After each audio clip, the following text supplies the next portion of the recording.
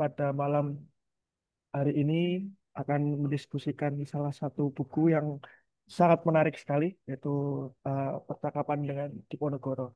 Seperti yang kita tahu, teman-teman, mungkin banyak orang yang tahu soal Perang Jawa, tapi mereka hanya sebatas tahu setelah penangkapan Diponegoro di Magelang pada 1830. Lalu setelah itu tidak banyak yang tahu kelanjutan dari kisah Pangeran Diponegoro.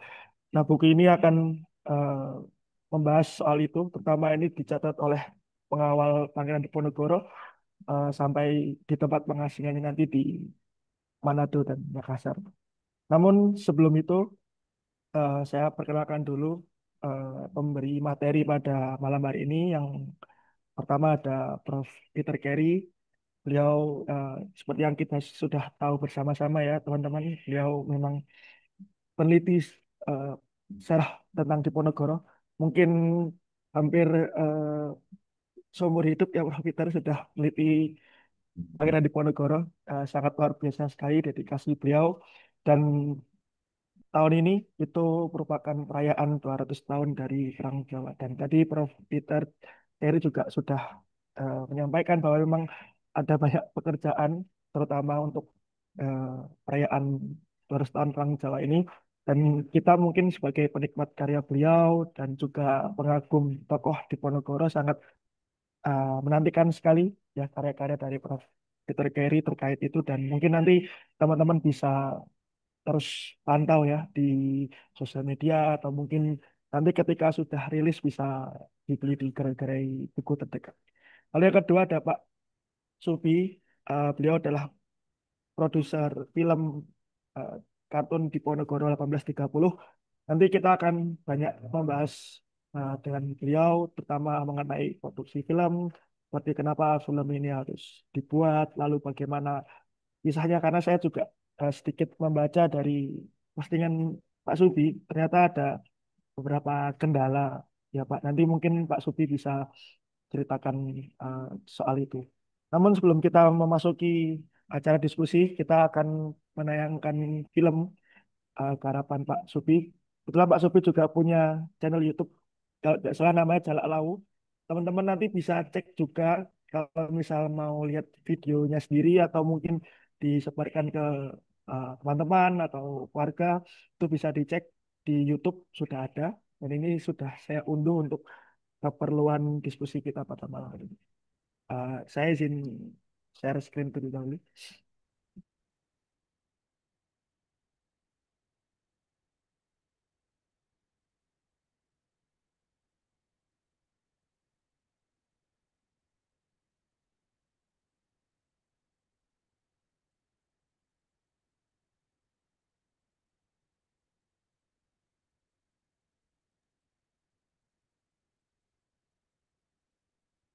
Sudah terlihat, teman-teman? Ya, selamat menonton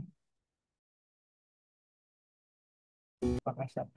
Eh, Tanpa berpanjang lebar, saya akan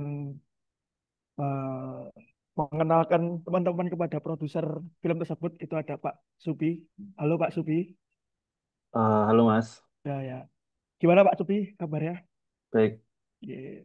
Mungkin Pak Subi bisa cerita soal eh, bagaimana produksi film ini dan mungkin nanti eh, jika ada teman-teman yang ingin bertanya bisa diperhatikan ya paparan dari Pak Subi. Monggo Pak Subi, waktu dan layar dipersilahkan. Terima kasih Mas Nasta. Selamat malam semuanya. Selamat malam Pak Peter. Selamat malam teman-teman.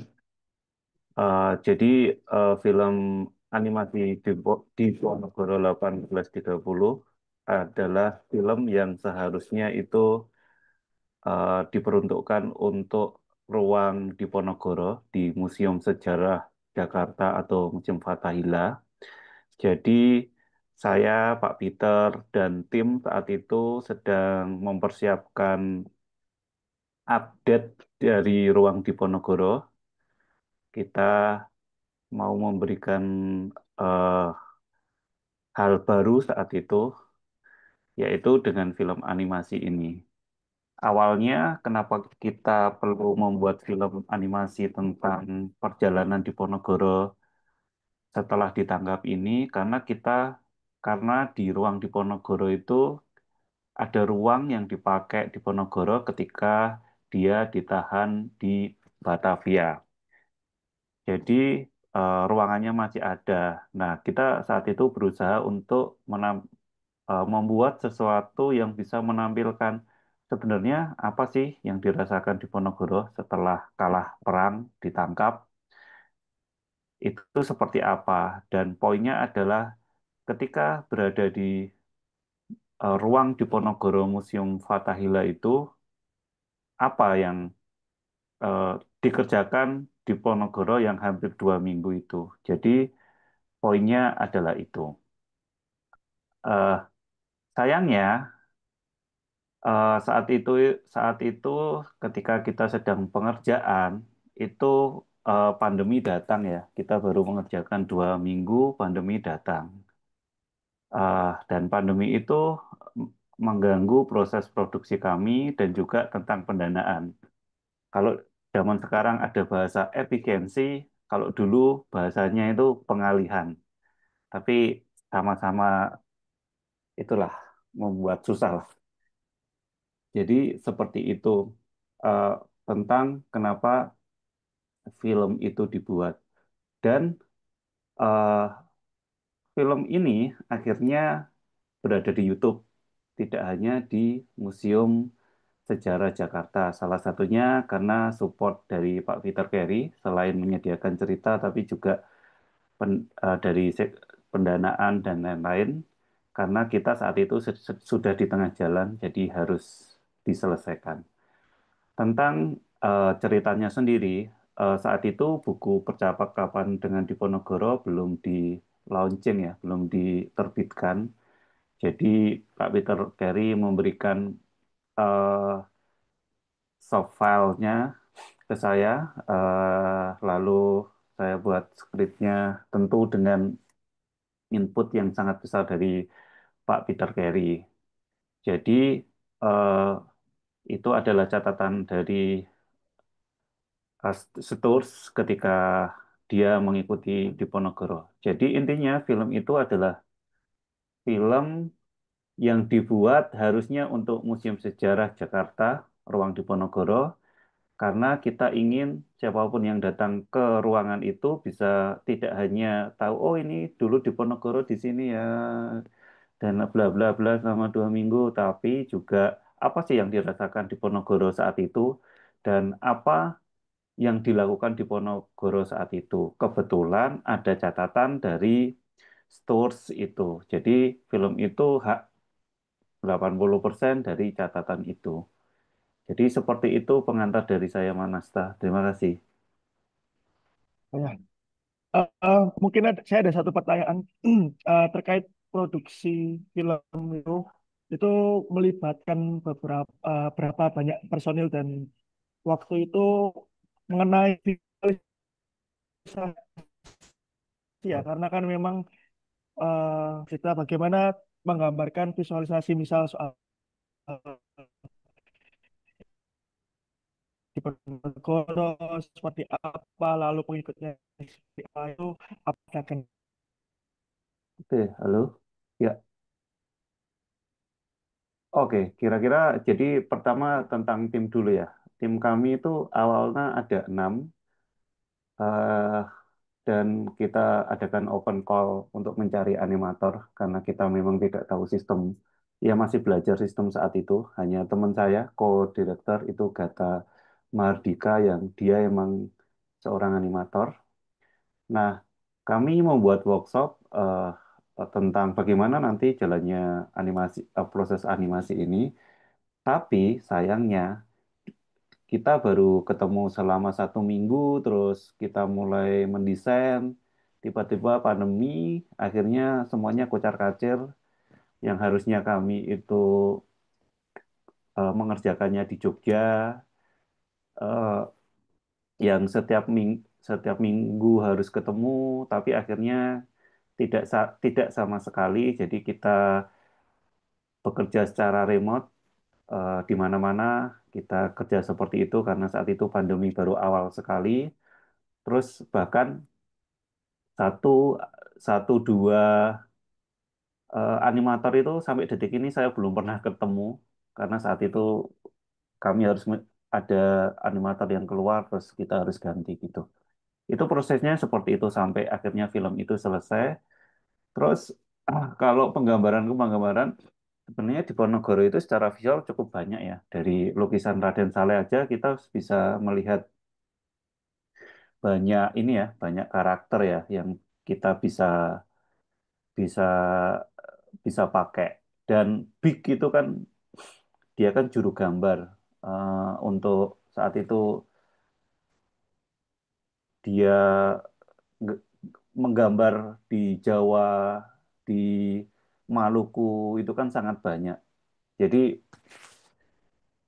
visual-visual itu memberi referensi kita eh, akan seperti apa.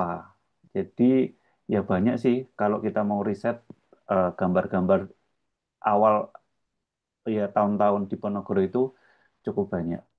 Jadi kita berdasarkan itu sih, Mas. Ya, terima kasih Mas Pak Subi atas eh, penjelasannya.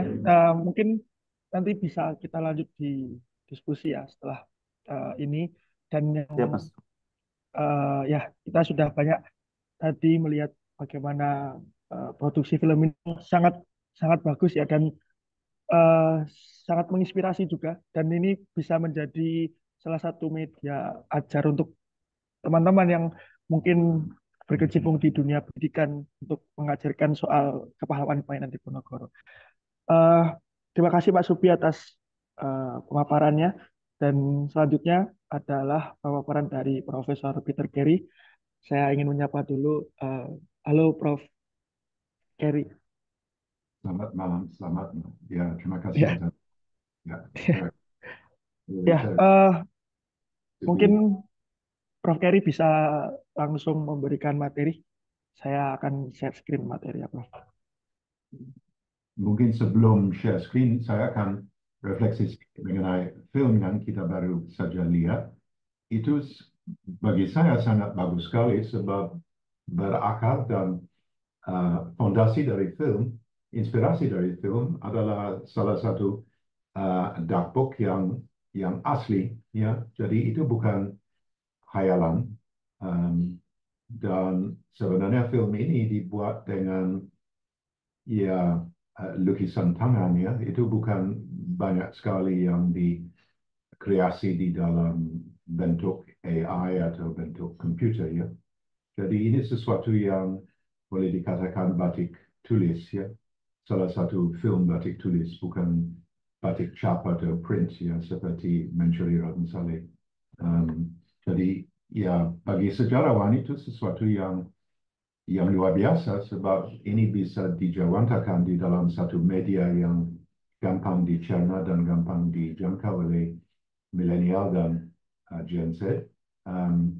Dan waktu mereka menonton, itu bukan khayalan, itu sesuatu yang akan mengundang mereka untuk menggali lebih dalam. Dan yang menarik bagi saya adalah bahwa saya kadang-kadang iseng online untuk cari tempat seperti Kasuran atau tempat di Pagelaran hari ini.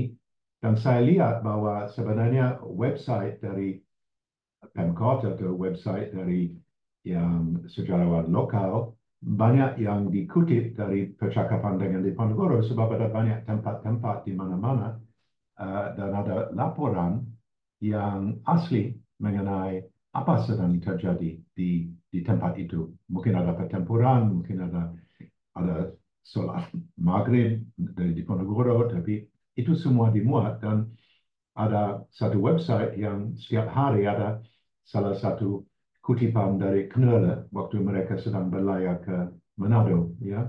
Um, 8 Juni, ya, ini mirip dengan waktu Diponegoro sedang berlayar ke Manado. Jadi ini sesuatu yang ya bagi saya satu kerjasama dengan Mas Subi yang sangat menyenangkan sekali dan hasilnya saya merasa itu adalah salah satu benchmark ya, satu panutan yang bisa menginspirasi satu film layar lebar yang betul-betul valid ya, seperti bukan sesuatu yang hayal, bisa bermuara kepada sources. Sebab Diponegoro sendiri adalah seorang storyteller yang hebat sekali.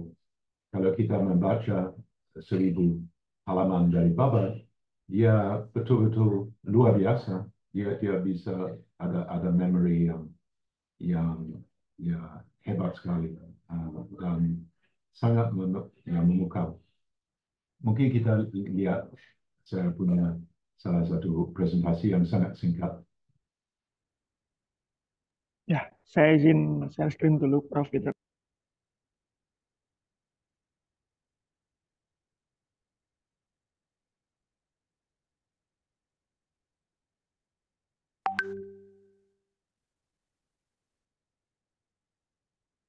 Oke, ya ini sebenarnya salah satu presentasi PowerPoint yang saya siapkan untuk Ubud Writers Festival. Ya, waktu ini akan diluncurkan pada Juni pada Oktober 2022. Baru saja terbit percakapan dengan Diponegoro dan ada kesempatan di Ubud untuk dipresentasikan dan untuk diskusi di ranah umum. Ya, sebenarnya ini satu buku yang agak spesial ya. Saya datang ke sini 2008 dalam rangka bulan Oktober. Jembatan yang membawa saya ke sini ke Indonesia untuk kedua kali yang panjang. Pertama waktu saya masih mahasiswa di Jogja adalah ya salah satu tugas untuk mendirikan sekolah untuk prostetik ortotik di Cilandak.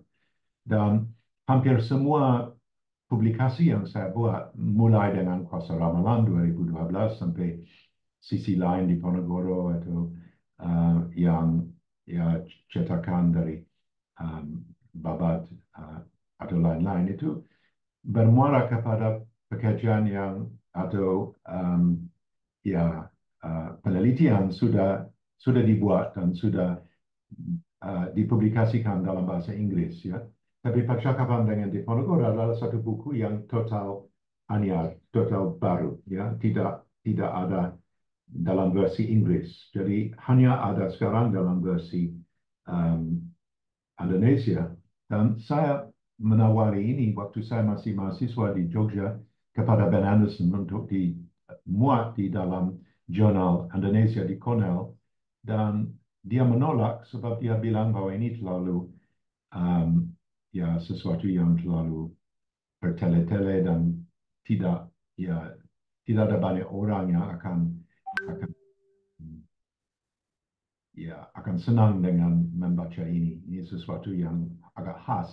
Tapi ternyata di sini di Indonesia waktu ini dipublikasikan, ini adalah satu buku yang memberi banyak inspirasi kepada orang, ya, sebab mereka bisa seperti seorang yang menulis biografi, cita-cita atau imajinasi adalah bahwa kita bisa di dalam satu time capsule kita bisa kembali kepada 1830 bulan antara 8 dan April dan 3 Mei dan bisa seperti ya lalat di dinding fly on the wall bisa mendengar dan bisa eavesdrop kepada tukar pikiran antara Retnaningsih dan Diponegoro atau dengan Tuan Bik dan Diponegoro dan ini adalah salah satu pintu yang membuka cukup lebar, ya salah satu kesempatan bagi kita untuk ya betul-betul mendengar ya suara dan musik dari bagaimana Diponegoro sedang ya memakai bahasa dan bagaimana dia ada interaksi dengan perwira dan semua perwira yang mendampingi Diponegoro ke pengasingan dan pun anak sulung dari raja adalah bagi saya orang yang bukan um, dalam, ya, bukan binan, ya, ya memang mereka orang bule, mereka ada 3 orang Belanda dan 1 orang Jerman, tapi mereka latar belakang dari semua adalah latar belakang yang cukup alot, ya, cukup luar biasa yang bukan umum, ya. Kalau kita lihat di gambar ini, di paling kiri adalah Roops, ya. Roops adalah penerjemah untuk bahasa Jawa untuk tentara Belanda. Dan dia datang ke sini ramai-ramai dengan satu keluarga besar sekali, 10 adik, dan lengkap dengan orang tua. Bapak seorang kapten infanteri yang menjadi komandan di Kota Rania di Surabaya. Dan ya, salah satu masa kecil yang cukup konvensional, tapi tiba-tiba datang wabah kolera dan semua adik, semua kakak dan ya ayah mendahului dia sebab ya ada serangan jantung sebagai komandan Kota Rania dan ibu dan semua adik musnah dengan kolera, ya, dan tinggal sebatang Roots dengan Nyai, beliau di waktu itu di Semarang dan dia ditempatkan di akademi di Semarang, tapi oleh sebab dia ya tidak memakai bahasa Belanda sejak kecil sekali, dan dia dibesarkan oleh Nyai Jawa, dia fasih sekali bahasa Jawa. Dan ya dia bisa seperti ada Helderzinia, dia bisa ada panca indera ke-6, ke-7, ke-8, sebab dia bisa melacak jam dan hari dari kematian di tangan orang Aceh di Baros waktu dia masih kolonel muda 1840. Jadi bagi Roots ini ada ya salah satu latar belakang yang bukan biasa, luar biasa. Dan di Ponorogo rupanya ada kontak batin atau salah satu Roots sebab waktu dia menulis surat dari Batavia, dia kepada anak sulung ya di Ponorogo Muda, dia bilang sumpamanya keluar ku punya masalah, mau menanyakan sesuatu nasihat yang bijak, silakan menuju kepada Kapten Rup, ya, Kapten Rups, ya, sebab dia bisa mewakili saya, ya. Hanya sayang Kapten Rups itu tidak dikirim langsung ke Mataram kembali ke Jogja. Dia harus bertugas di Zeeland untuk membela Belanda terhadap serangan umum dari kekuatan di Eropa sebab tidak mau ya, melepas Belgia. Jadi ini adalah salah satu ya latar belakang yang menarik. Dan bagi De Stuurs yang menjadi menantu De Kock, latar belakang beliau adalah seorang Katolik, ya, dan orang Katolik adalah orang yang kelas kedua. Raja pertama William I sangat tidak senang dan mereka tidak diberi kesempatan apapun. Jadi dia harus melamar ke tentara untuk memperbaiki nasib. Dan waktu dia masih kecil, dia mengalami kekacauan dari keluarga di Austrian Netherlands. Ayah adalah seorang pejabat untuk Austria yang sama sekali ya dilululantakkan oleh revolusi. Jadi latar belakang dari De Stuurs, François yang kita lihat di sini dan dia punya kakak Victor, ya, Victor De Stuurs, ya, adalah sesuatu yang cukup luar biasa, ya. Dan kakaknya menikah, dia punya istri orang Bugis, ya, dan dari pasangan itu lahir salah satu jenderal yang hanya punya satu mata sebab kena peluru dari Aceh, yang menjadi seorang komandan di Perang Aceh. Jadi dua-duanya Rups dan De Stuurs sudah menyemplung atau sudah diserap di dalam dunia dari Indies, dari Hindia Belanda dan dunia dari ya dari masyarakat pribumi di sini, ya. Dan mungkin kita teruskan sedikit, tapi kita akan menemukan dua orang lain, ya. Salah satu adalah Pangeran Hendrik dan kedua adalah Knölle, Justus Heinrich Knölle. Next slide.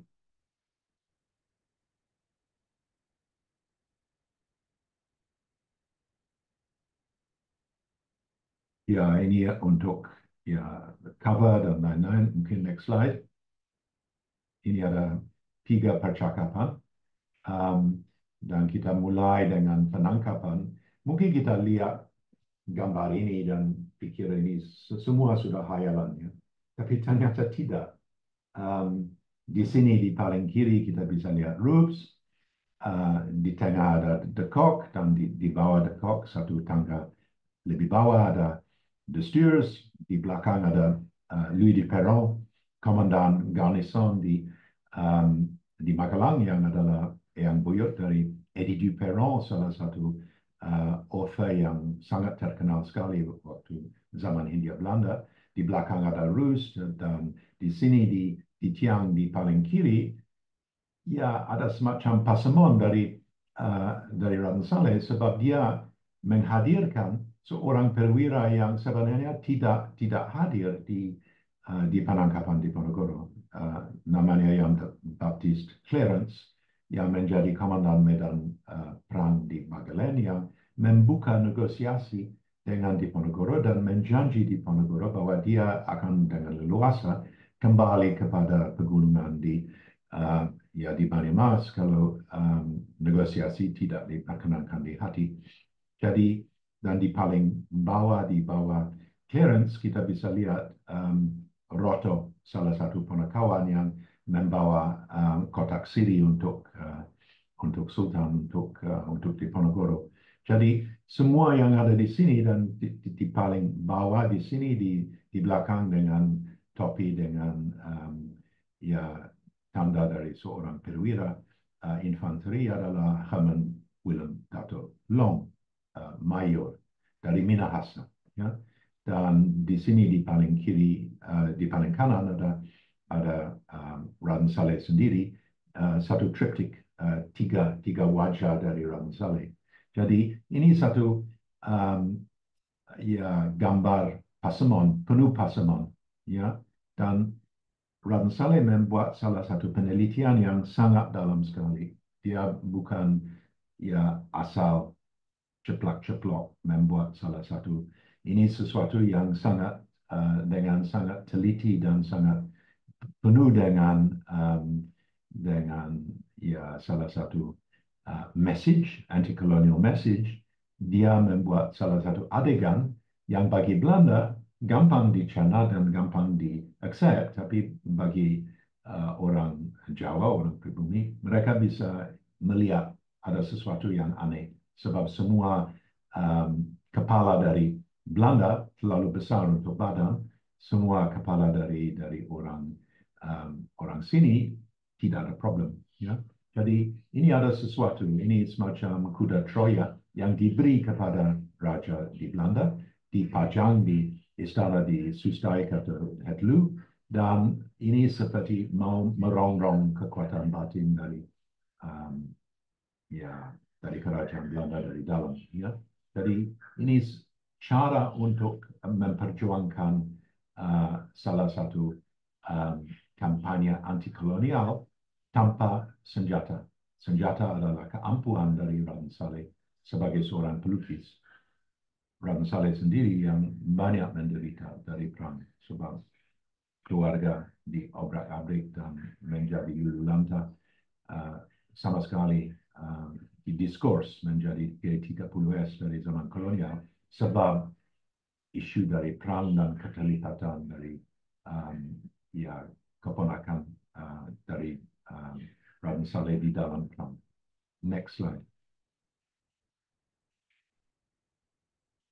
Jadi dia pergi dengan salah satu kapal. Ini adalah kapal Pollux, ya, dibuat di Rotterdam, bisa melayar lingkaran dunia dan ya saya waktu sedang menyiapkan percakapan di Ponorogo, saya membuat satu penelitian dari darkbook, dari logbook, dari Pollux. Jadi saya bisa mengikuti melalui pers Belanda dan melalui logbook apa sebenarnya riwayat dari kapal yang membawa di Ponorogo ke Manado. Dan sebenarnya cukup seru sekali. Pada akhirnya nakoda dan sepertiga dari semua awak kapal meninggal waktu mereka mau kembali kepada Belanda sebab skorbut, ya, mereka tidak punya vitamin C. Mereka meninggal dari salah satu penyakit yang mengerikan, ya. Dan Kapten Egg, seorang Denmark, harus dibuang ke laut dengan semua awak kapal yang meninggal waktu itu. Jadi ini menjadi, ya, ada semacam karma, ada semacam, ya, kapal juga punya salah satu riwayat yang sangat menarik. Jadi di Ponorogo, ya, dia seorang Jawa, dia pernah ziarah ke Laut Kidul, dia pernah di dalam Gua Langse 2 minggu, sudah didangkan oleh Ratu Kidul di dalam Gua Langse, tapi dia tidak biasa dengan laut, ya, bukan sesuatu yang second nature, dia bukan orang Bugis atau Makassar, ya. Jadi berlayar di atas kapal adalah salah satu siksaan bagi dia. Next slide. Dan ini adalah salah satu, ya, satu pelayaran yang panjang dan alot, ya. Pemandangan di atas geladak korvet Triton adalah adik kapal dari Pollux, ya. Dan kita bisa lihat suasana di onboard ini geladak kapal. Artis ada satu topi hitam di sini. Van der Oort, Peter van der Oort, yang lahir dan meninggal di Padang.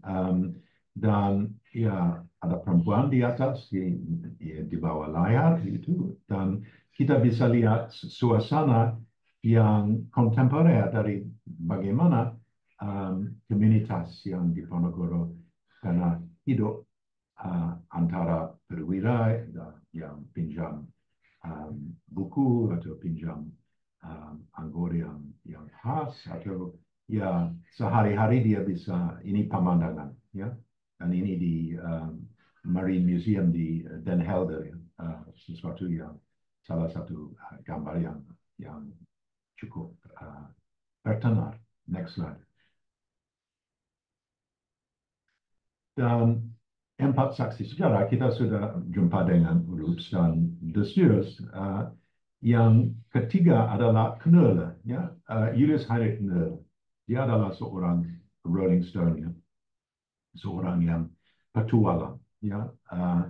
Ayah dia adalah seorang pejabat fiskal dari Prusia Timur, tapi lahir di Luxembourg, ya. Jadi keluarga diobrak-abrik oleh Perang Revolusi dan Perang Napoleon.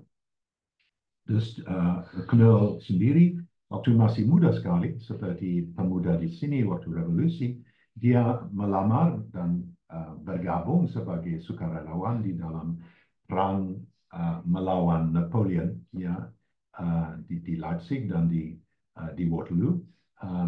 Dan sesudah itu dia melalui kakak yang tinggal di Amsterdam, dia bisa masuk di dalam tentara kolonial, tapi dia adalah seorang yang ya, Jekyll and Hyde, ya. Dia punya sisi gelap dan sisi yang sangat menyenangkan. Dia sangat charming, sangat ya, luas di dalam cara untuk menghadapi di Ponorogo, tapi juga gemar minum sehingga dia punya masalah dengan ginjal, ya. Dan akhir dari hidup sangat tragis sebab dia diberi salah satu hadiah waktu dia pulang sesudah mendampingi di Ponorogo sampai Manado, dan dia diangkat sebagai asisten residen dari Bengkulu.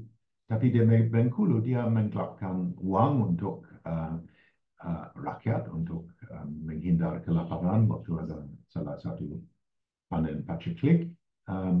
Dan dia dibunuh oleh petinggi ya waktu dia sedang turne di area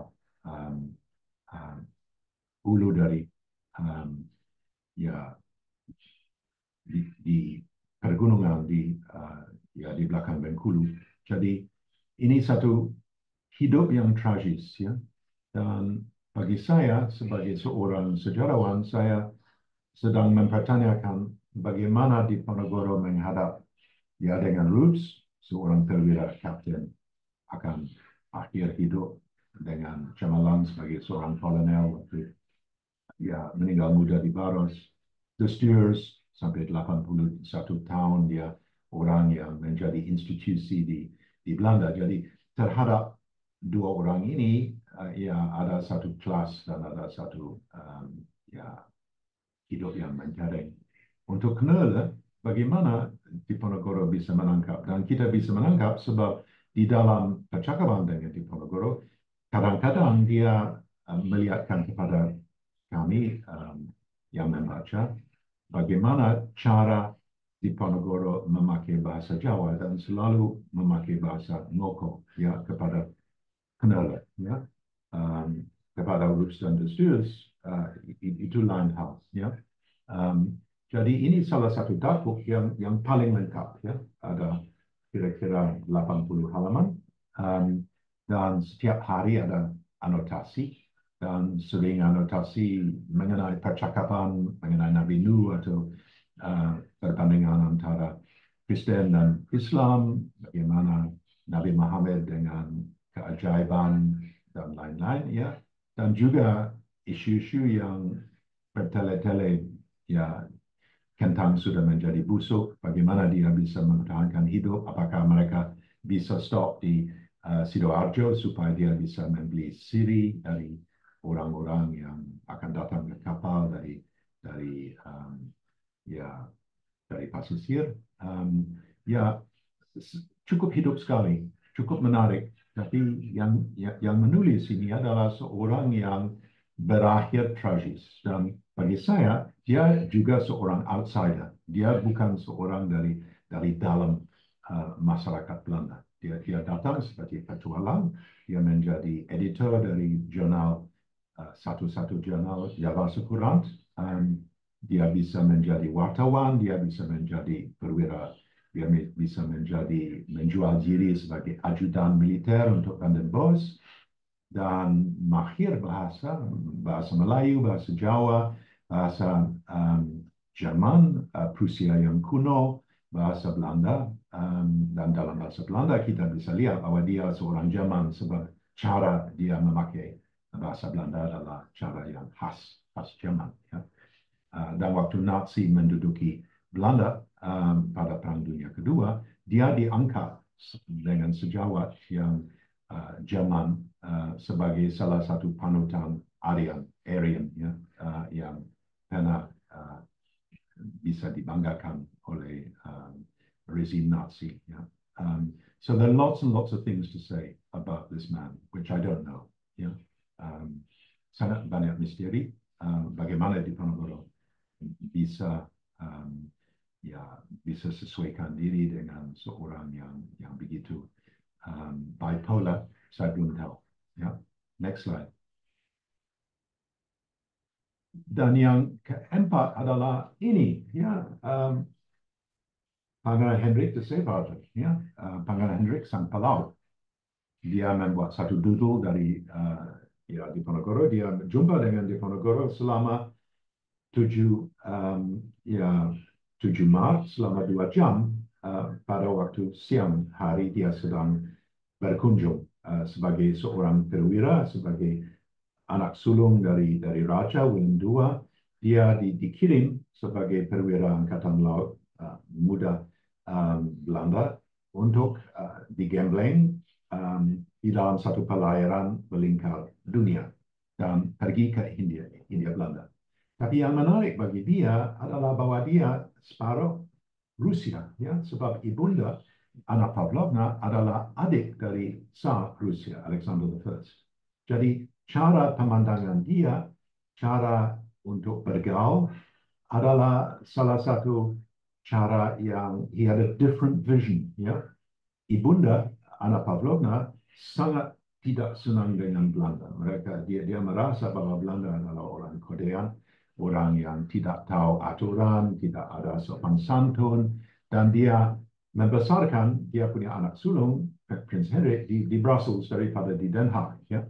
Jadi pandangan dari keluarga, pandangan yang paling dekat ibunda adalah pandangan yang sangat kritis sekali kepada masyarakat Belanda yang dianggap sebagai satu masyarakat yang bourgeois, ya, yang tidak tahu keanggunan dari salah satu masyarakat yang punya kebangsawanan.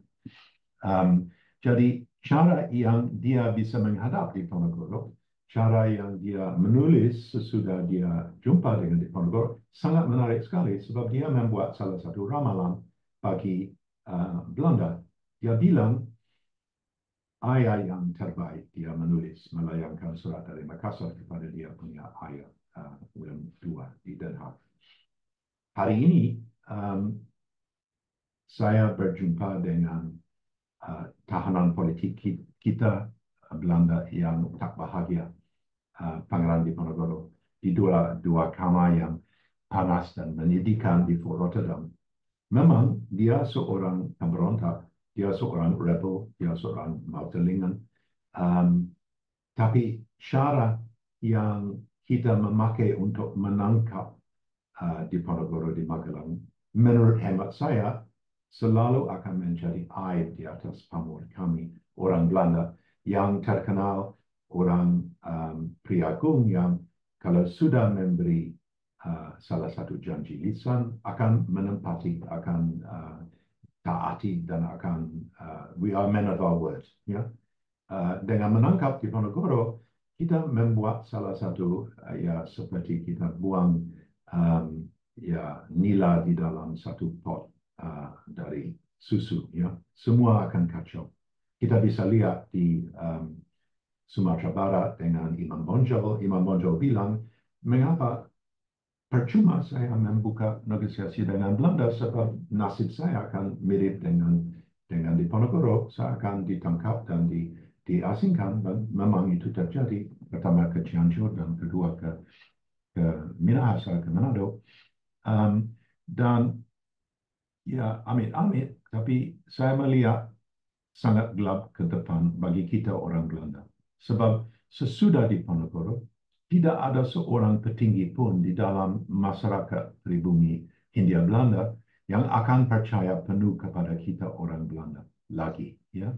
Ini salah satu karma yang akan berbuah dan akan berbuah di dalam satu ya Kurukshetra, pertempuran Kurukshetra yang akan terjadi dari Sabang sampai Merauke. Semua Hindia Belanda akan terlibat, dan dalam pertarungan ini yang saya lihat akan datang sebab orang pribumi sangat muak dengan kita, hanya ada dua outcomes. Satu outcome adalah kita orang Belanda menang telak.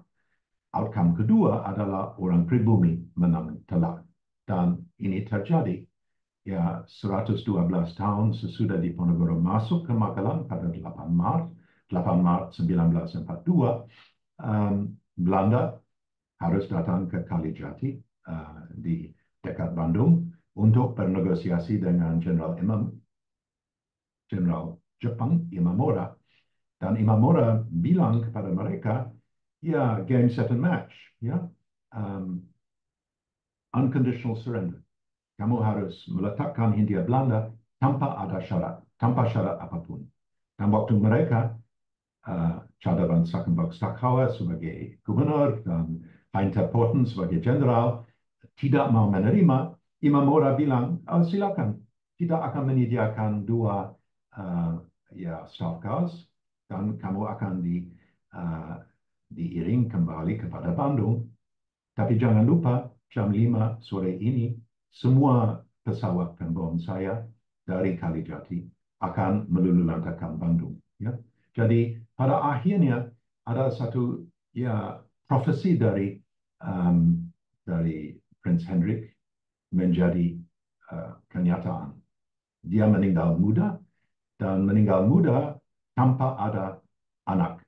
Dan oleh sebab dia sangat cerdas sekali, dia mendirikan Bangka Belitung Maskapai, ya.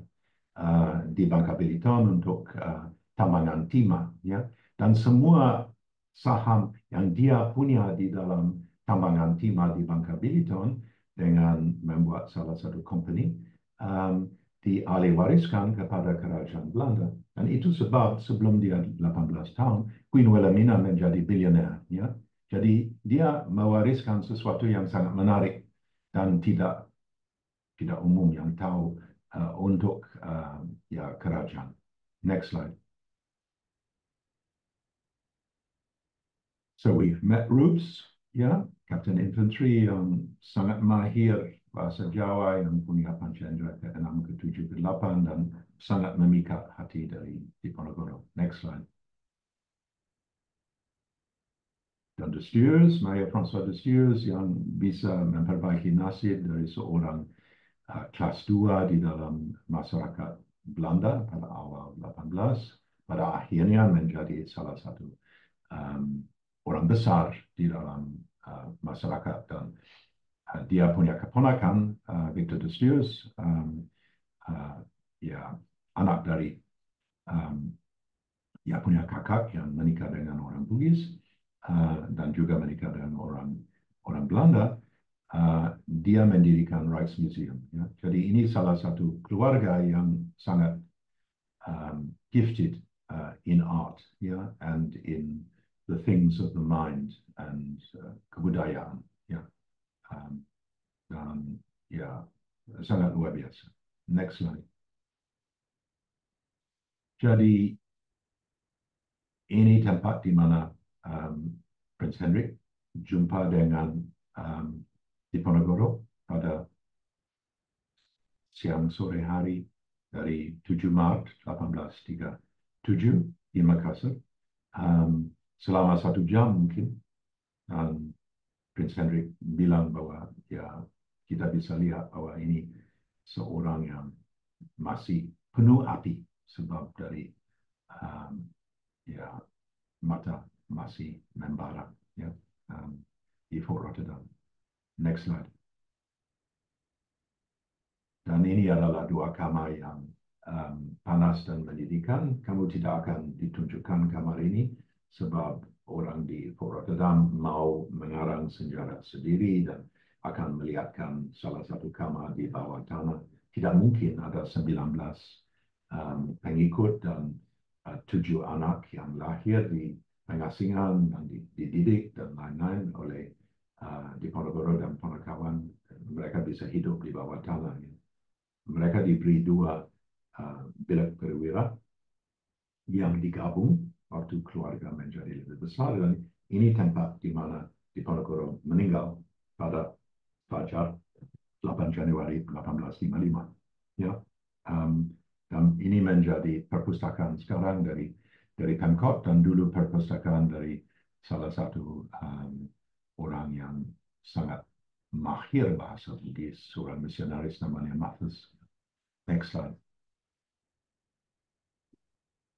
Warisan ini adalah gambar dari De Stuurs, ya, Diponegoro sudah masuk kepada perkemahan di Matese pada siang hari, sore hari, menjelang maghrib di dalam perkemahan yang sudah disiapkan bagi beliau dan 700 pengikut.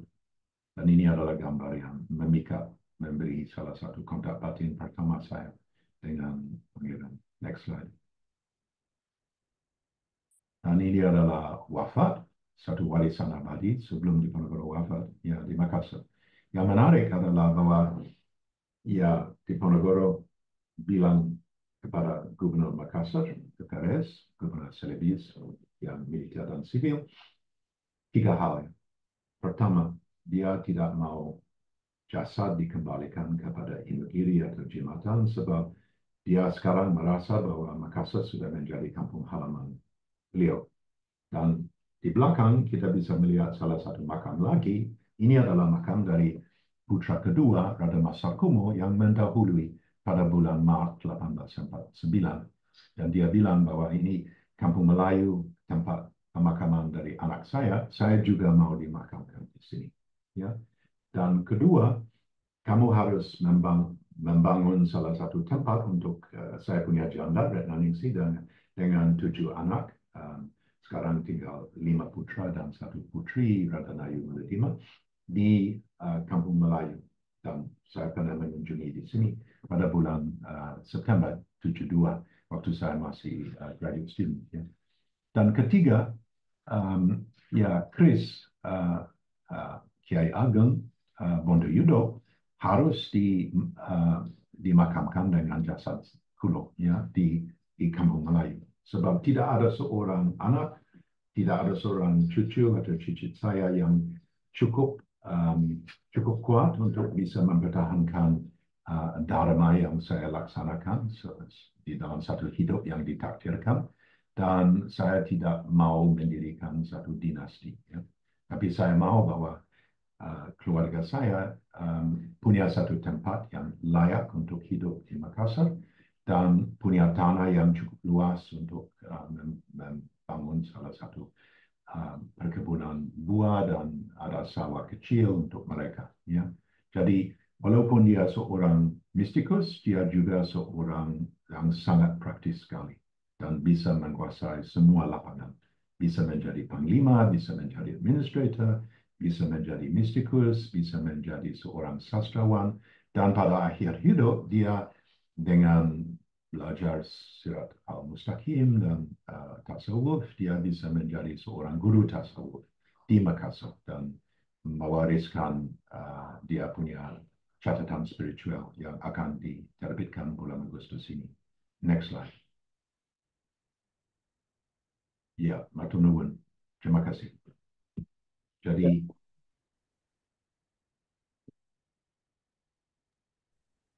Ya, bagaimana Prof?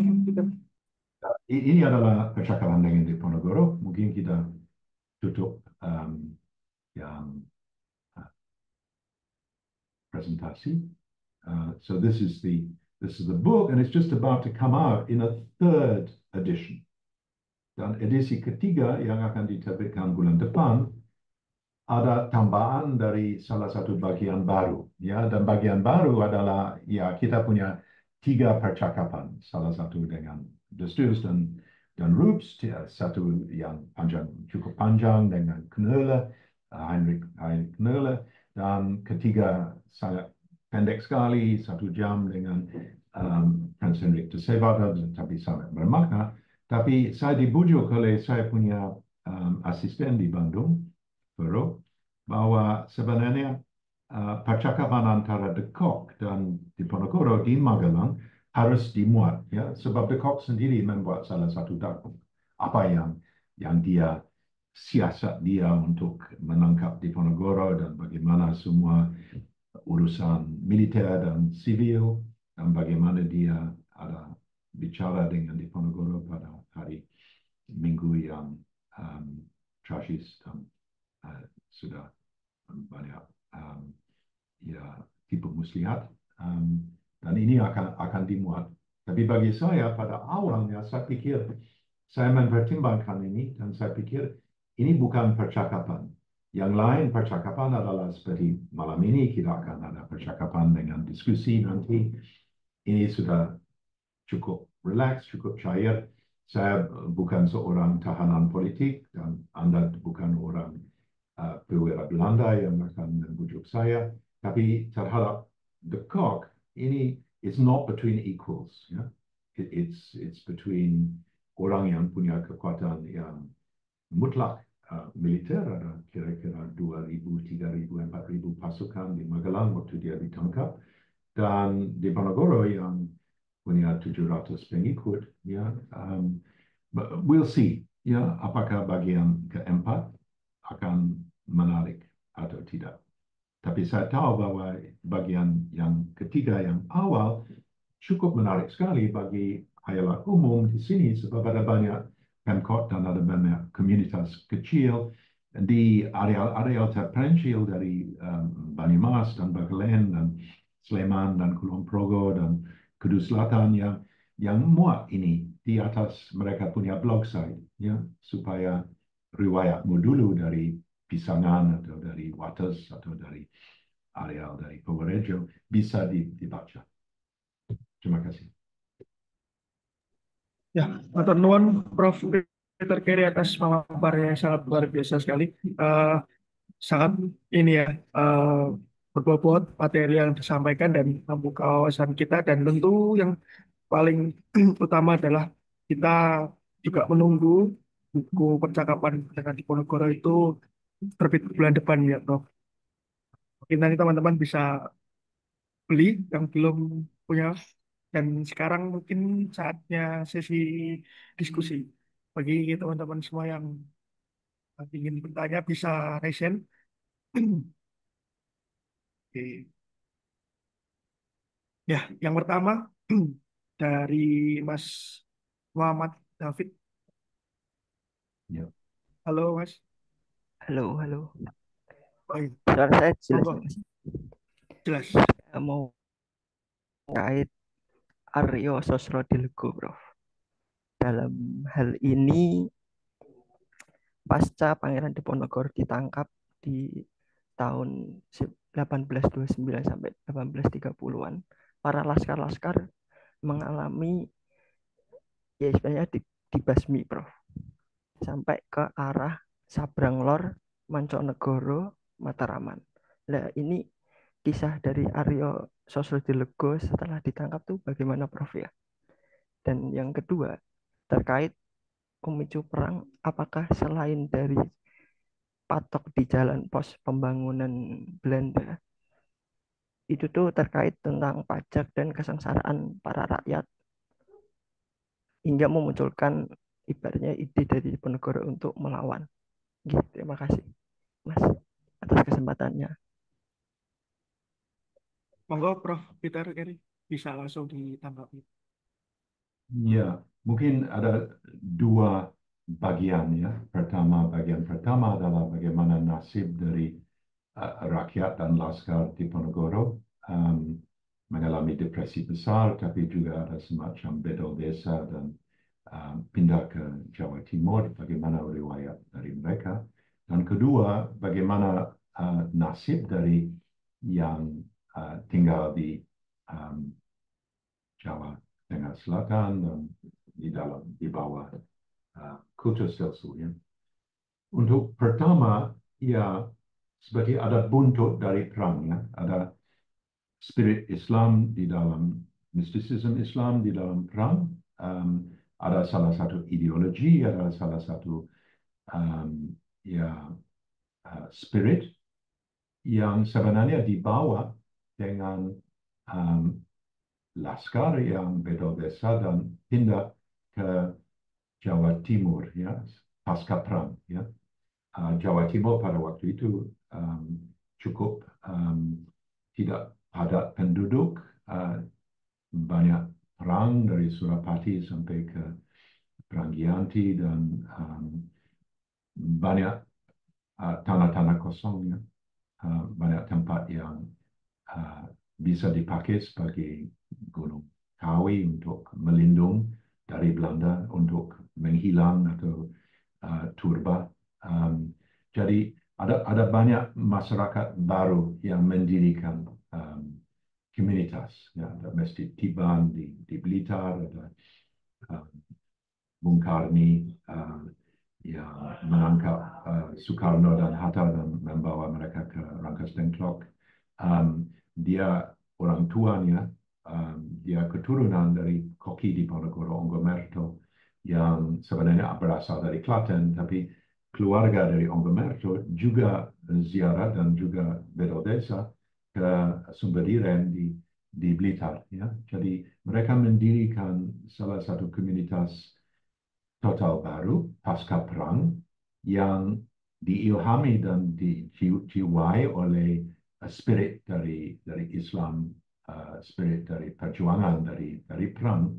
Dan ada satu kebetulan bahwa persis 100 tahun sesudah perang mulai, Nadatul Ulama didirikan di Surabaya pada bulan Januari 1826. Ya. Jadi seperti spirit dari Islam berbuah di dalam Kiai Wahid Hashim dan keluarga dari kita punya presiden ya Gus Dur yang mendirikan salah satu wadah baru dan seperti ada arus dari perang yang masih mengalir seperti Zhou Enlai pernah bilang mengenai revolusi Prancis. Apa sebenarnya dampak dari revolusi Prancis? Dan jawab dari Zhou Enlai adalah terlalu dini untuk bisa ada kesimpulan. Dan bagi saya terlalu dini adalah kesimpulan mengenai perang di Ponorogo, ya, sebab dia ada ya banyak yang mengalir dari perang yang belum sampai tuntas. Ya. Dan bagi saya, sosok di Ponorogo adalah satu sosok yang sangat susah dijinakkan. Ya. Dia punya salah satu ya profil yang sangat menantang kolonialisme Belanda tentu, dan kita tahu itu sebab sketsa dari B yang sekarang tersimpan di Rijksprenten Kabinet di Rijksmuseum. Saya tanya kepada curator Ham Stevens mengapa ini tidak dipajang di Rijksmuseum, dan dia bilang saya tidak berani memajang ini. Kalau saya memajang di Ponorogo lukisan dari B, semua sejawat saya di Belanda akan menuduh saya membuat salah statement politik. Ya. So gambar di Ponorogo masih dianggap terlalu rawan untuk dipajang umum. Ya. Dan bagi politisi korup di sini, ya cara untuk hidup di Ponorogo yang sangat pas-pasan dan sangat tidak ada korupsi dan sangat teliti sekali sebagai administrator dan sangat peduli rakyat, tidak harus belajar belusukan sebab sejak 6-7 tahun dia sudah bau-membau dengan Muncilik di Tegarejo dan di sawah di dekat Tegarejo dan ziarah kemana-mana dengan kaki telanjang berjalan sampai ke Delanggu untuk cari anak dia yang sudah menjadi murid dari Kiai Mojo di pesantren. Dia ya sebenarnya adalah sosok yang sangat berbilang masa. Ya, he's speaking to our own time, and he's not a comfortable presence for the present day Indonesian elite. He's a very uncomfortable presence. Yeah. Because everything that he stands for is exactly counter to everything that they do. Yeah. So Jokowi creating a dynasty, jauh dari pikiran di Ponorogo, dia tidak akan meniru ya dia punya keris Kanjeng Kiai Ageng untuk dimakamkan dengan dia punya makam di Kampung Melayu karena dia mau mendirikan dinasti, dan sampai akhir hidup Gubernur Celebes bilang bahwa ya garis kemiskinan dia hidup sangat pas-pasan sekali, sudah terbiasa untuk hidup sangat pas-pasan. Dia bisa mempertahankan diri tanpa minum, tanpa makan berminggu-minggu dan hari-hari waktu dia menjadi buronan pada akhir. Jadi ya satu hidup yang ditakdirkan dan diakhiri dengan sempurna, dengan banyak warisan. Kita sekarang harus mengkunyah, dan untuk orang yang tinggal di bawah kultur stelsel, itu salah satu aib di atas pamor Belanda. Mereka bisa meraih $11 triliun US dari profits, beli yang hampir tidak harus bayar dan bisa meraih untung yang gila-gilaan, bisa melunaskan semua hutang negara, bisa mendirikan kereta api dan menebarkan jaringan dari kanal, dan bisa membangun fortifikasi di frontera selatan untuk menghindar bahwa mereka akan ditaklukkan lagi oleh Prancis. Ya. Jadi ini salah satu ya tantangan bagi kita, adalah tantangan untuk seperti Bob Marley pernah bilang, we must free ourselves from mental slavery, because while others may free our bodies, none but ourselves can free our minds. Yeah? kita harus membebaskan kita dari kebudakan mental. Dan kebudakan mental adalah the germs of rot that colonialism leaves behind. Ya, noda-noda yang busuk dari kolonialisme bahwa Kemindabatikeit. Ya. Kalau Diponegoro bisa menang perang, tidak ada kultur stelsel, situasi untuk mental dari Indonesia akan jauh berbeda sekarang. Menarik bagi Diponegoro, he doesn't have a colonialized mind. He doesn't have educated mind.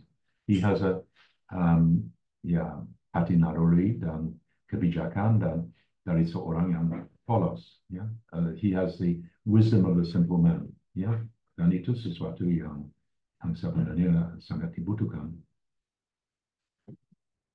Tapi kultur stelsel adalah satu hal semacam perbudakan. Dan persis mau menghindar itu sebab dia memberi 3 pilihan kepada Belanda. Pertama, untuk hengkang kaki dan pulang ke negara yang dingin di Eropa. Tapi tetap akan menjadi teman, seperti Gandhi pernah bilang mengenai Inggris di India. The British must go, but let us see them all as friends. Orang Inggris harus hengkang kaki, tapi biar kita menyapa mereka sebagai teman waktu mereka hengkang kaki. Ya, mereka akan kembali. We'll still have dealings of trade. Mereka bisa menetap di sini, di Surabaya, di Semarang, di Batavia.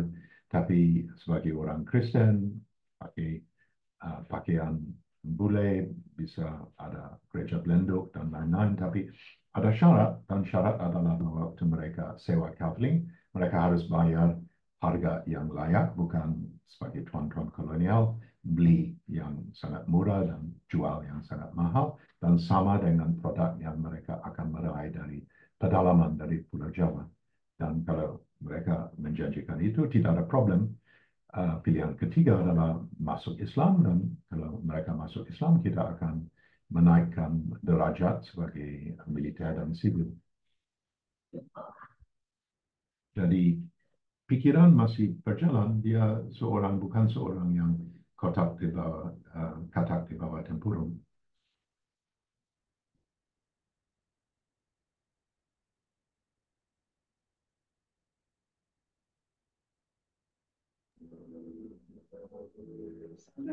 Eh, uh, thank you, Prof.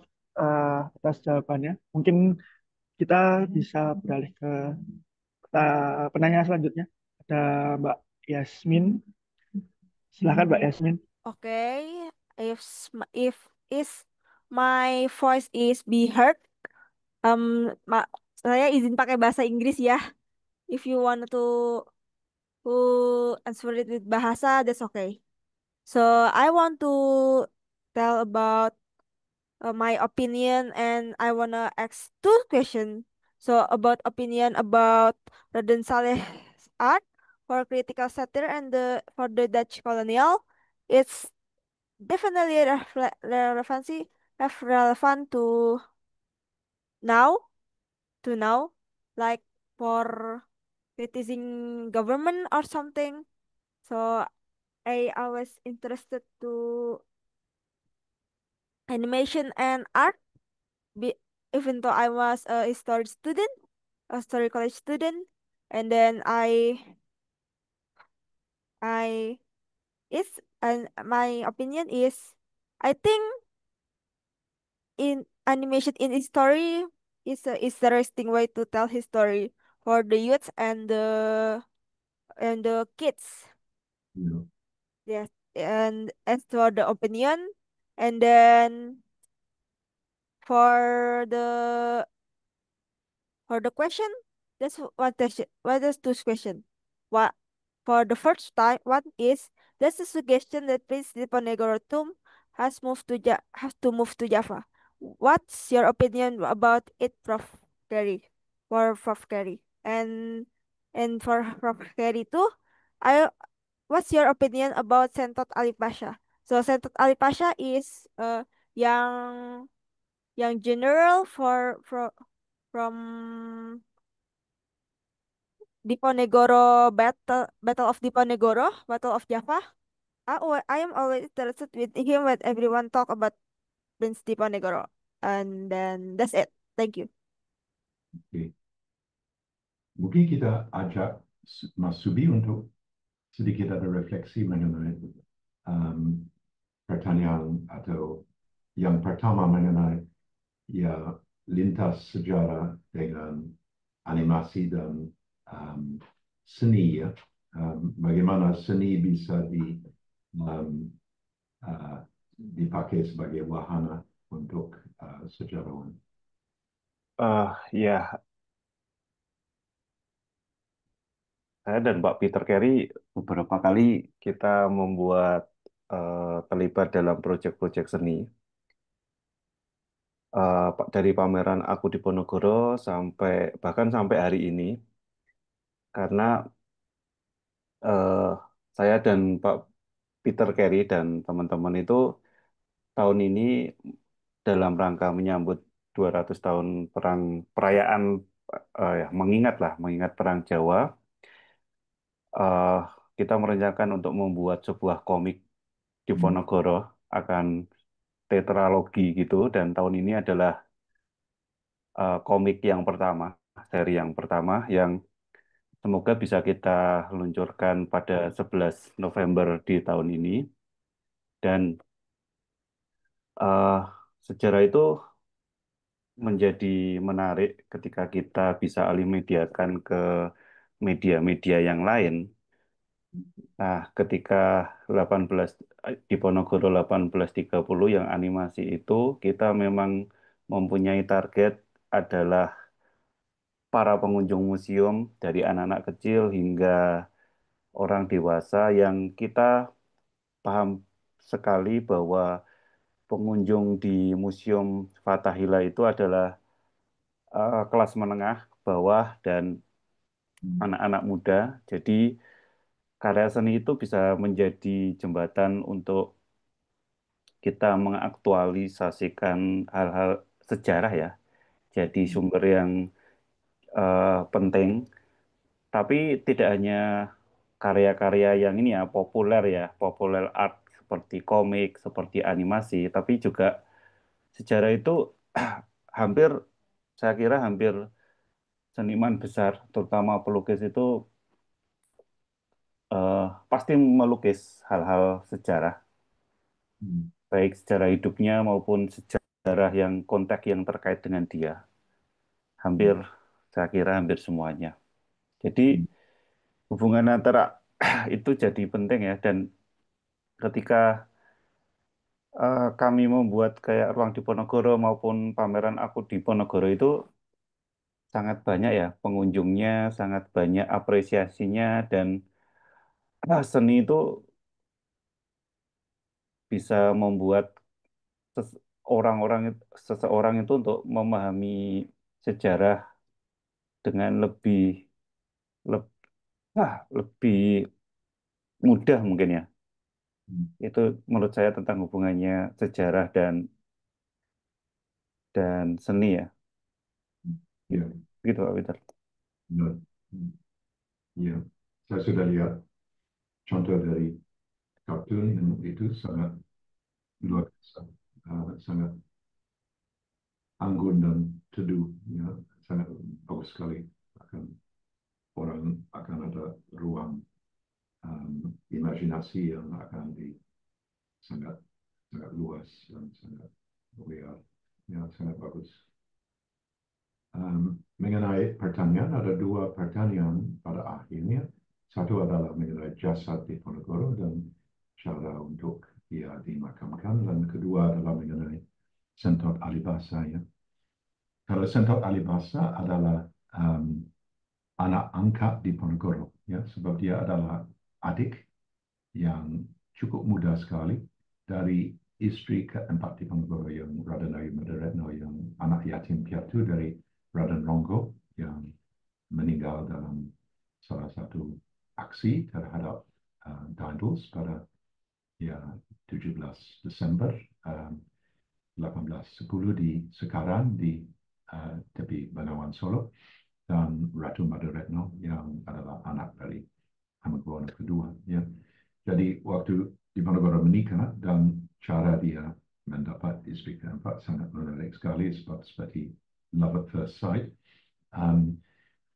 Ikut Sentot kepada Tegarejo dan dia dibesarkan di Tegarejo dan harapan dari Diponegoro adalah bahwa dia akan ambil jalan santri, ya, dia akan pergi ke pesantren dan akan belajar mengaji dan akan seperti Diponegoro sendiri ke Melangi dan ke banyak pesantren Kasongan dan Dadapan.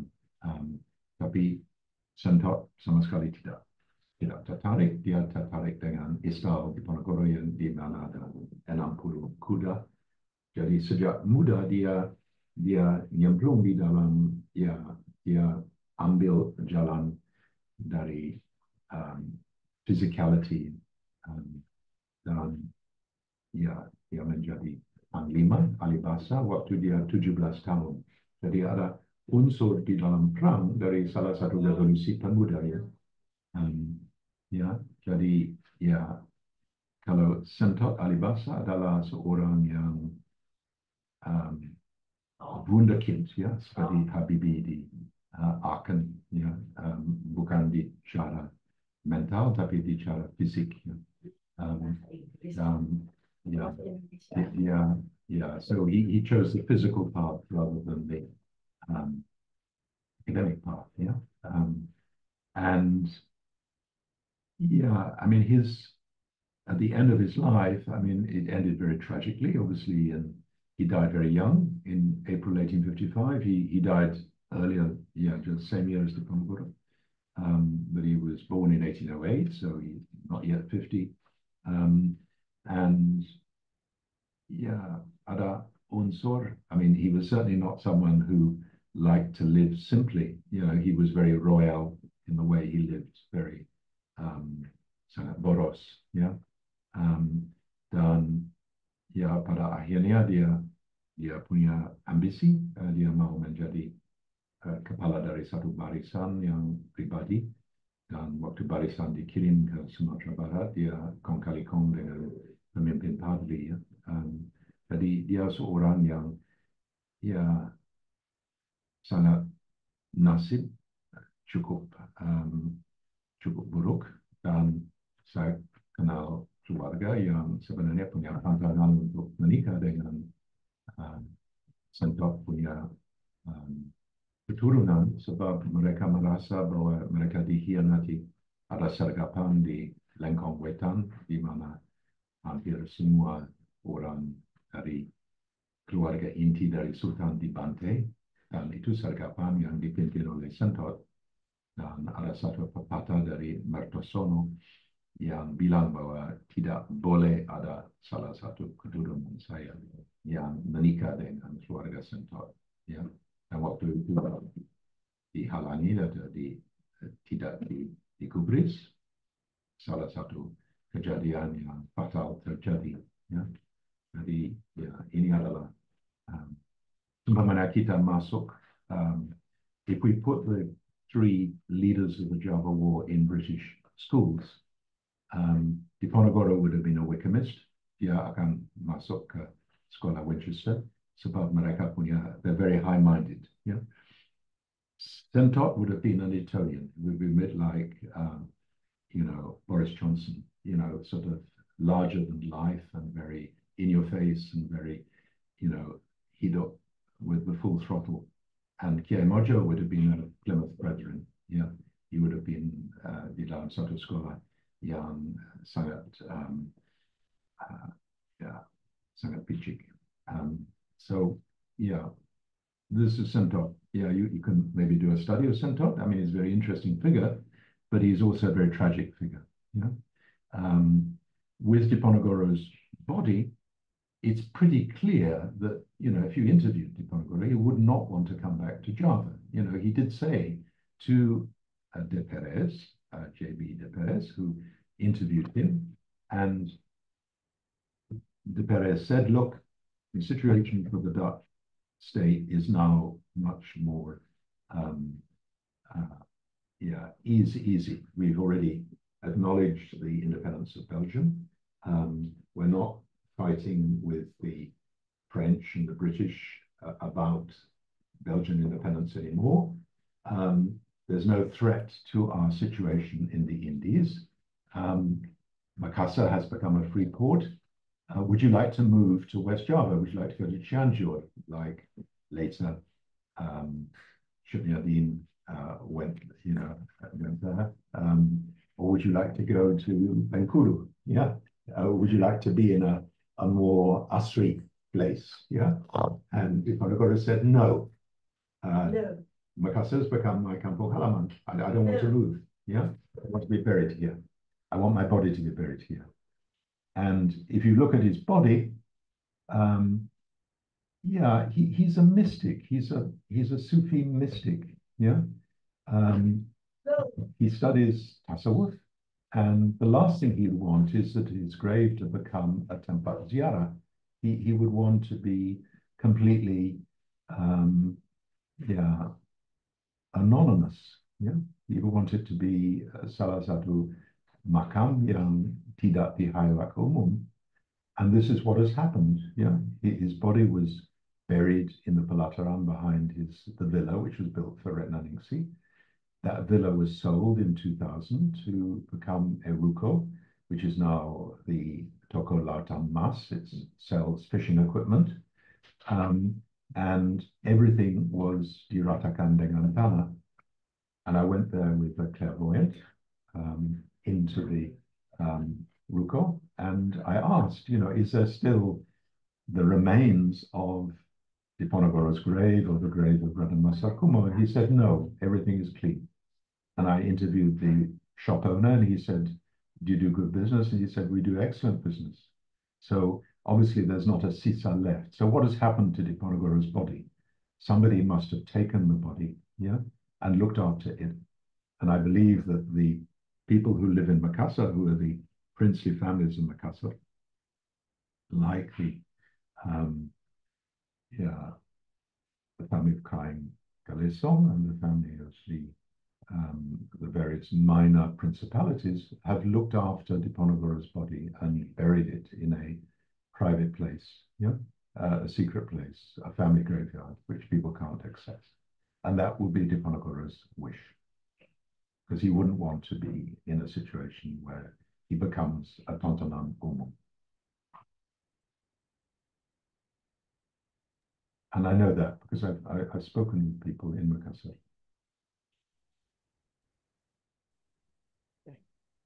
Thank you, Prof. Peter Carey.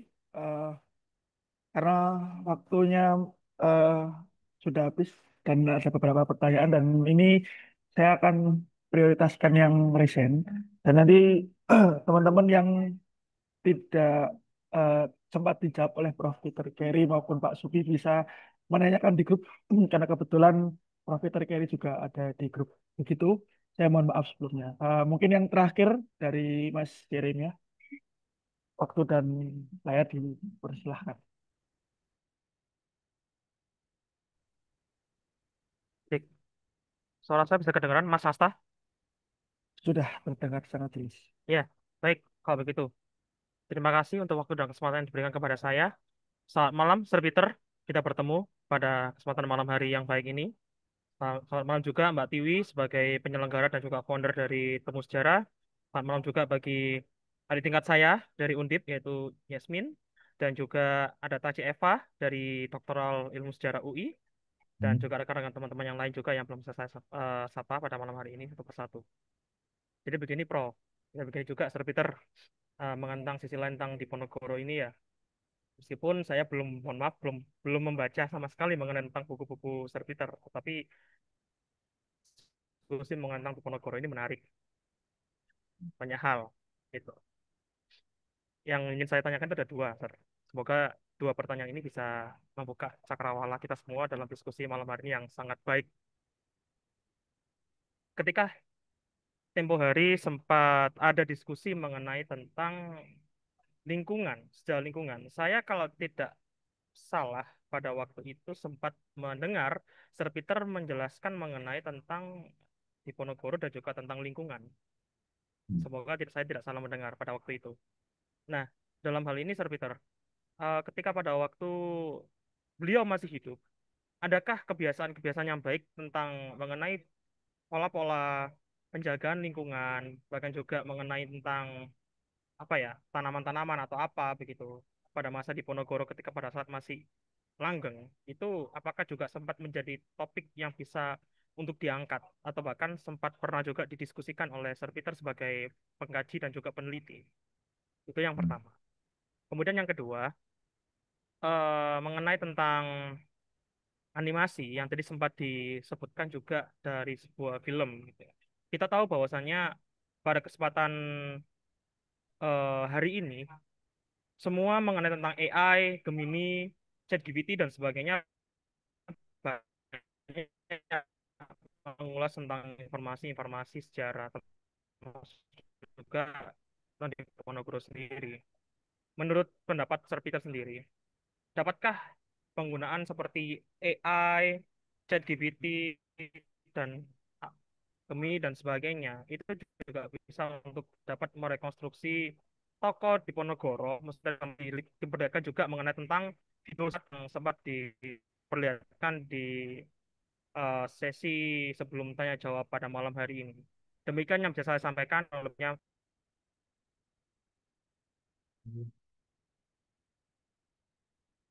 Ya, em, terima kasih ya. Ini dua pertanyaan yang sangat menarik sekali dan sangat em, sangat dalam ya.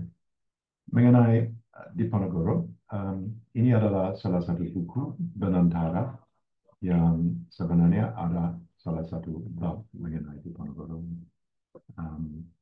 yang Diponegoro dan alam sekilas hidup ekologis pada tatanan lama Jawa ya. Dan sebenarnya ada banyak hal yang belum diungkap oleh Diponegoro. Salah satu adalah Diponegoro sebagai seorang arsitek dan seorang yang gemar kebun dan gemar membuat retreat. Dia membuat Tegarejo. Tegarejo Chang adalah satu wakaf dari Nyai Ganda Payudo kepada ya Diponegoro punya Eyang Buyut yang Ratu Ageng yang ya menjadi pembimbing, menjadi ibu angkat. Ya. Tapi sesudah Ratu Ageng meninggal 17 Oktober 1803, dia banyak menanam pohon, banyak membuat satu perubahan dan dia menciptakan dan ini menjadi salah satu pusat dari dia punya hidup di Tegarejo, ya satu retreat di Selarejo. Dan di Selarejo dia punya ya ikan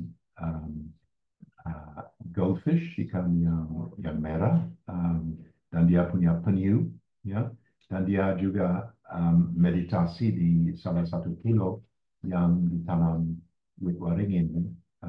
Jadi dia ya di mana-mana di Ponorogo pergi, dia punya salah satu hubungan dengan alam, ya.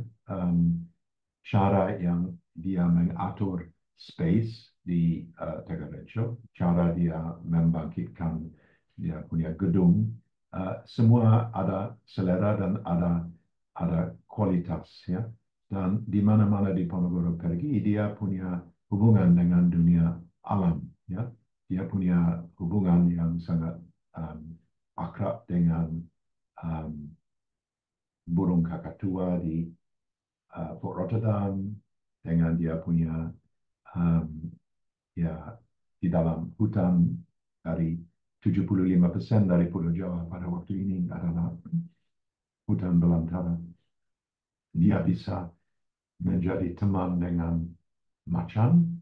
Dia bisa setiap pagi di Kali Cincin Guling waktu dia sedang menjadi buronan pergi ke tepi dari kali untuk menonton buaya. Dan dia juga punya ya cara untuk ya di mana-mana di Ponorogo ada, dia selalu menciptakan dan menyediakan salah satu tempat untuk nepi, ya. Jadi ada semacam default setting dari hidup.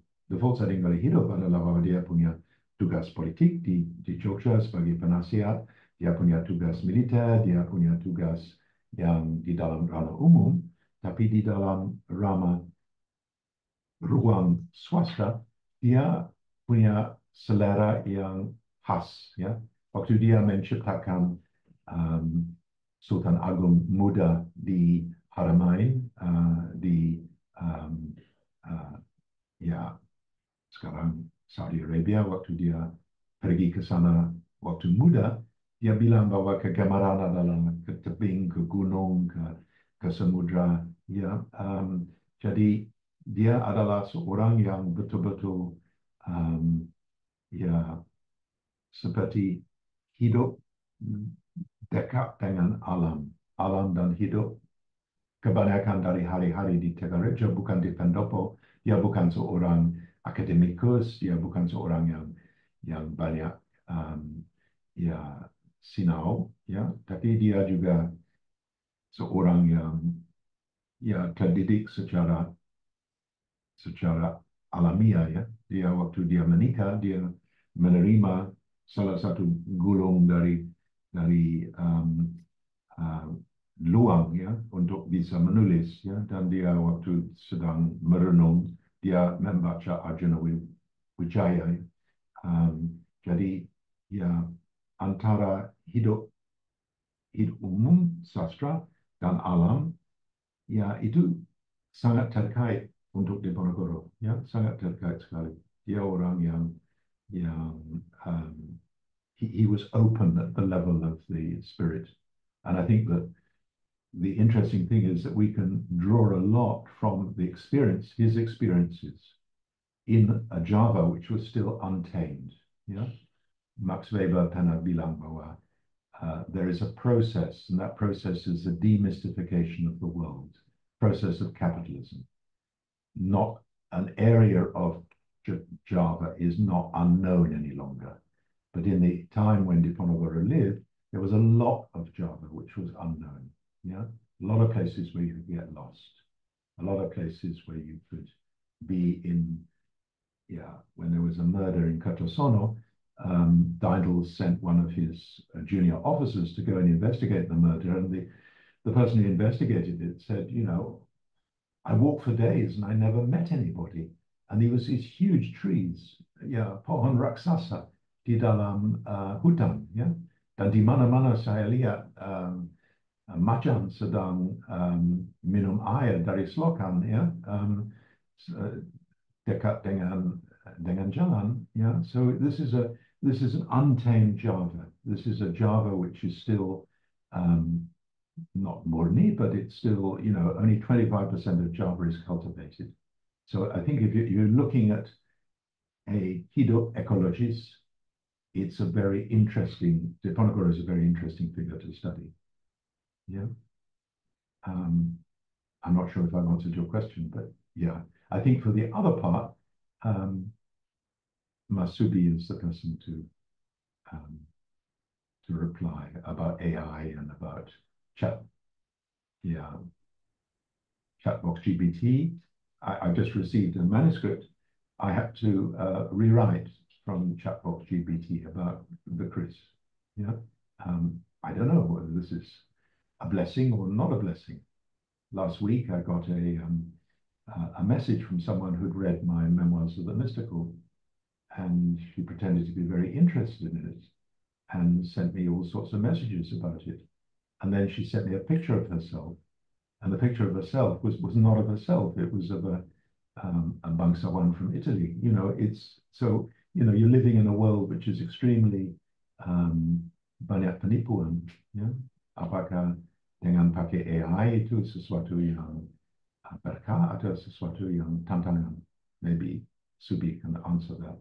I mean, the interesting thing about Diponegoro 1830 is that everything was done by hand. And also the music was created especially for that. There's nothing that is sort of digiplat.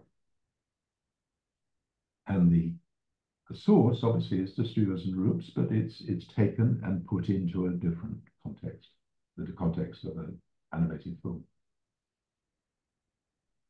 Iya, tentang kecerdasan buatan, ya bagaimanapun saat ini bisa memungkinkan untuk dibuat apa aja ya, buat apa aja dan akan terus berkembang.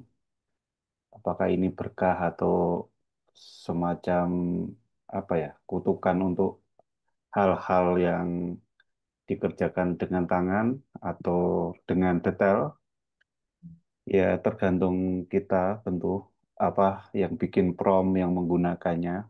Tapi yang jelas, kecerdasan buatan itu semakin lama akan semakin cerdas. Gitu aja sih, Pak Peter. Ya. Semakin lama semakin Cerdas, ya, cerdas. karena input dia akan mempunyai banyak input. Ya, Siapapun yang input, dia akan cerna sangat cepat. ya. I mean, the interesting thing about Diponegoro is that, his default setting is not dia punya default setting bukan sebagai seorang a public man, but his default setting is as a mystic. So, yeah. Is AI going to go into? Ya, mungkin itu uh, thank you Prof. Peter Carey dan Pak Subi atas jawabannya. Dan saya kem- kembali apa ya, mengingatkan pada diri saya bahwa memang di era-era seperti ini kita harus tetap menghargai kerjaan para seniman seperti Pak Subi dengan mengerjakan salah satu film kartun animasi yang cukup bagus, dan tidak salah juga ada film soal Raden Saleh ya Pak Subi di Jalak Lau. Iya, Nah, mungkin iya. teman-teman bisa lihat juga, dan karena memang di era-era seperti ini sangat gencar sekali soal ChatGPT dan AI tentunya, yang bahkan digelorakan oleh eh, wakil presiden kita sendiri, dan kehadiran Pak Subi ini menjadi semangat buat kita untuk terus menghargai pekerjaan para seniman. Terima kasih. Mungkin eh, belum kita tutup, eh, Pak Subi ada yang ingin disampaikan. Ah, iya. Karena saya iya pembuat karya seni, jadi saya mengundang teman-teman yang ada di sini. Jadi ada yang pertama itu bulan depan saya dan teman-teman membuat monolog Ronggo Warsito dengan jadi jadi ini adalah bagian dari memperingati 200 Perang Jawa. Jadi akan ada monolog di Ronggo Warsito di Solo. Di bagi yang berada di Solo dan sekitarnya bisa merapat di Taman Budaya Jawa Tengah di tanggal 8 Juli dengan judul eh, Suluk Melu Edan. Jadi Ronggo Warsito itu yang terkenal itu dia membuat Serat Kalatida, dan Serat Kalatida itu selalu diingat atau muncul lagi ketika zaman itu tidak baik-baik saja. Jadi ini akan menarik kita mengingat itu lagi, tetapi juga hubungannya Ronggo Warsito dengan Diponegoro karena dia dan keluarganya sangat terdampak karena Perang Jawa. Jadi yang berada di Solo dan sekitarnya luang bisa datang di BPJT 8 Juli. Dan selanjutnya yang sudah saya sebutkan tadi, jadi dalam memperingati 200 tahun Perang Jawa ini, tahun ini kami sedang merencanakan untuk menerbitkan komik seri pertama karena akan ada tetralogi, dan kami berharap bisa di launching pada 11 November sesuai dengan kelahiran Diponegoro. Begitu Pak Peter dan teman-teman. Terima kasih Mas Nesta. Ya, matur nuwun Pak Subi. Eh, Terakhir dari Prof. Peter Carey, apakah ada yang disampaikan mengenai diskusi kita pada malam hari ini? Iya, ini satu diskusi yang sangat menarik, sangat majemuk, banyak sekali refleksi yang menarik bagi saya.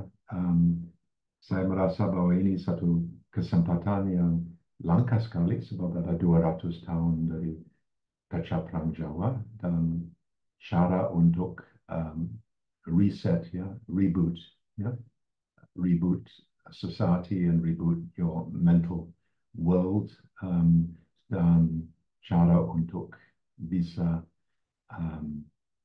come to terms with the legacy of Diponegoro, because for the first time you're going to have the Baba Diponegoro in full translation and full original text. So, there's no excuse for not using it and not using it as an inspiration and as a landasan, and also to reflect on, Bob Marley, you must free ourselves from mental slavery. How can Diponegoro help you free yourselves from mental slavery? Because while others may free our bodies, none but ourselves can free our minds. Thank you, Prof. Peter Carey. Mungkin demikian pertemuan kita pada malam hari ini. Sekali lagi, sebelum kita tutup, kita akan bersuah foto terlebih dahulu. Bagi teman-teman yang bisa menyalakan kameranya, dipersilahkan. Kita mau mengabadikan momen. Ya, saya komando ya di slide yang pertama. Hitungan mundur dari 3, 3, 2, 1. Yang slide kedua, hitungan ketiga, 1, 2. Ya, demikian diskusi pada malam hari ini. Semoga bermanfaat bagi teman-teman semua. Saya ucapkan terima kasih pada Profesor Peter Carey, Pak Supi yang sudah membagikan banyak sekali inspirasi pada malam hari ini. Sehat selalu dan sukses selalu. Dan terima kasih juga untuk teman-teman semua. Semoga kita bisa berjumpa pada diskusi buku temu sejarah lainnya. Thank you. Sekian. Wassalamualaikum warahmatullahi wabarakatuh. Waalaikumsalam warahmatullahi wabarakatuh. Terima kasih, Mas. Terima kasih. Thank you, Prof. Carey. Thank you. Thank you. Nuwun. Ignasna, well done as a moderator. Makasih, Prof. Ya, Tetiwi, luar biasa. Ya, atur nuwun, Prof. Makasih, Prof. Good luck, all of you. Yeah.